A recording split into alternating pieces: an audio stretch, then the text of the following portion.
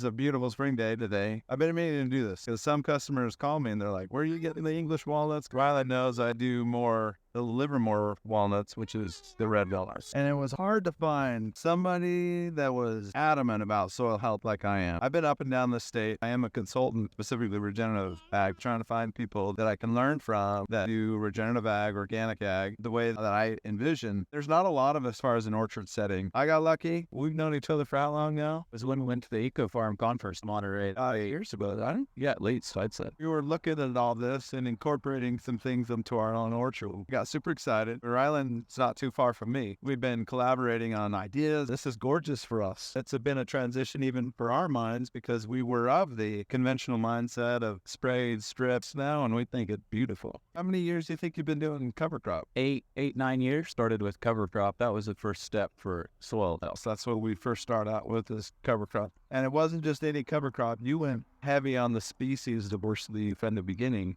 The reason I started even was because of the nematodes that I had after planting this orchard, and almond orchard was taken out. To start with, we focused on like the brassicas to see if we could get the nematode count down. So we had a good stand of mustard and radishes to begin with. The mustard family, that's a natural nematicide. And so when you have a lot of nematodes in your soil that are maybe stunting the growth of your walnuts, regen people have had success with that. You and Daniel, have really knocked down some of the nematode population. What are some of the other things you've done that you consider regenerative? We've done diverse cover crop. You started with mustards and then you diversify. Right. Probably, what's your mix at least? How many species now, you think? I forget. I mean, we've gone up to, probably 25 or so, depending on what we feel like doing, but I'm not sure what the current mix is. Probably 8 or a dozen. Some of this, like this bird clover here, is, just coming up native or whatever. It's just different stuff or reseeds. And I have some of this in some of the growers that I work with. It's like free nitrogen. Why would you get these will work for you all day long, all summer long, just producing and fixing nitrogen. Yeah, there's some vetch in here, some bird clover, some peas. Yeah, some peas. I've been munching on peas this morning. Yeah, the children like to eat these bean leaves as they're walking around out here. As far as other things I've been doing is compost. I recently got a Healthy Soils grant to put almond shell or mulch. And so it looked like almond shell was the best. I could get that for free. Just had to pay trucking. So I spread about 8 or 10 tons per acre of almond shell out here. 12 tons maybe. Oh, that's awesome. So yeah, I'm pretty excited about it. There's not much of it left. Still a few places you can see some, on the soil surface, but it was almost 2 inches deep Thanksgiving when I spread it. Well, it melted away. Oh my gosh. I'm enthused about that. I think it did hold my cover crop back. But the earthworm makes sense. Tell the earthworm. Yeah, there's a lot of earthworm. I've been here a couple times where Rylan also does adaptive grazing with some sheep, pigs, goat.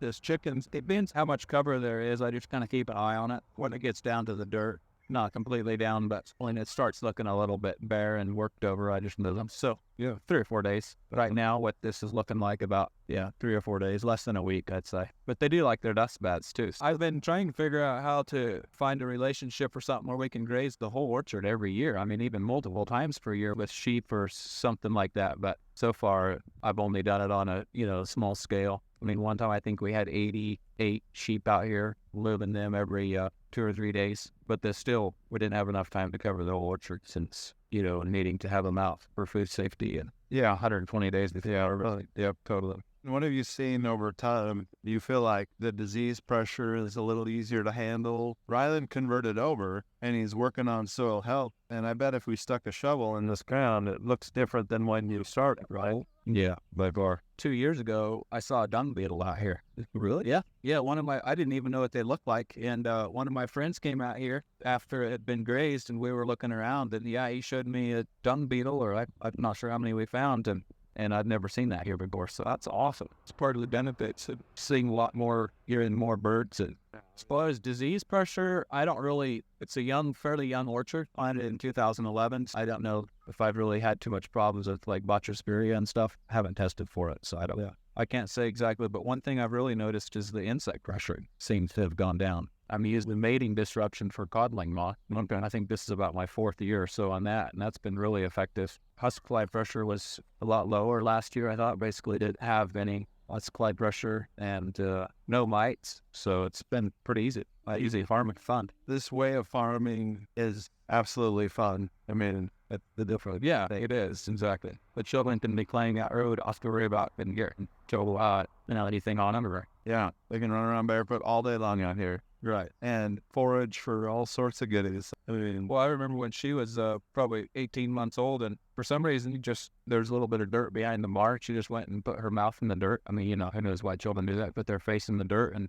I was like, well, I'm glad I didn't just spray that. I used to live on a conventional orchard, and it was a rule our kids couldn't be in the orchard. Not even a single foot in the orchard was green. And we lived on site, so we could stay in the yard. There were so many nights where we had to close the window because the sprays were so bad. I mean, I was just gave my wife headaches all the time. Well, I remember when I was spraying conventional stuff. You always think about that, spraying around the house with the air blast sprayer, shooting pesticides 40 feet in the air. You don't really want to do that around your house or your neighbors before that goes. Our neighbors have children too, so. Yeah, exactly. So I'm hoping that more and more of luckily in my neighborhood, I got more and more neighbors that are kind of on the same page, and I hope more and more will be that way. So there's one way to farm organic, and then there's another way to farm regenerative organic. And Rylan and I are both farming regenerative organics. What I mean by that is really focusing on soil health. That diverse cover crop is like absolutely key. That's the first step that we did. Right. Adaptive grazing, sometimes fine-tuning even just nutrition with using organic materials in order to maximize the photosynthetic production of these trees to feed biology in the soil. That's been the objective of any nutrient management. It kind of sells itself. I mean, you look out here and it is so obvious that the soil is doing well. You just because of how tall your cover crop, and whatever native vegetation is coming up, and the trees are just now pushing their leaves. And so here in another month, this will be, fully leafed out. To Ryland's point, like the cacophony of bird sounds. I mean, it's endless. Right. And the insects. And anyway, it is fun. Hands down, it's just fun. And then you get a Stack Enterprises like bringing the chickens on, and they're all part of this cycle, and the sheep are part of the cycle. And it's a lot of fun. So that's why I've teamed up with Ryland and his family. How many acres is this again? It's about 20 that I can farm. It's about 20 acres. My house and yard here, so 23 or so altogether. 23 acres. So I've got a little 30 acres, and I teamed up with a guy with 23 acres. I think we can feed a lot of people, though, with just that, I mean, honestly. Need little customers that appreciate it. Yeah, that's exactly right. And how we as farmers, we've not done a great job of finding customers. It's a sad market right now in California. I talk to conventional growers all the time. They're getting 26 cents a pound. And yet we go to the store and they're not selling for 26 cents a pound. Luckily for organic, we get paid more. We want to be able to sustain that farming lifestyle here on this ground with small acreage. And really the only way that we can do that and have this livelihood that we value is really to find the farmer and go direct with them. So that's our hope. That's what we're working on. Again, this is Ryland Janet's English walnuts. That's where I'm getting the English walnuts or the Chandlers in collaboration with Ryland. Well, thanks a lot, Clayton. I appreciate it. Yeah, no, thank you very much. Yeah. It is in my son Levi. Give us the next farmer. He is the current farmer. Yeah, exactly. Yeah, this is what we love, having the family. I mean, how many kids do you have? Three kids. Yeah. So I got them beat. I got sick. I'm sure they're still always ahead of me. So appreciate your time. And well, thanks for helping me connect with the customers too. Yeah. Really appreciate that, because I do want to get these, these walnuts to people who appreciate it. Is who I want to sell to. Yeah. I mean, we can just sell them to mainstream too, but people that really value the soil health and nutrient dead. Is that good enough, Levi? Call it a day.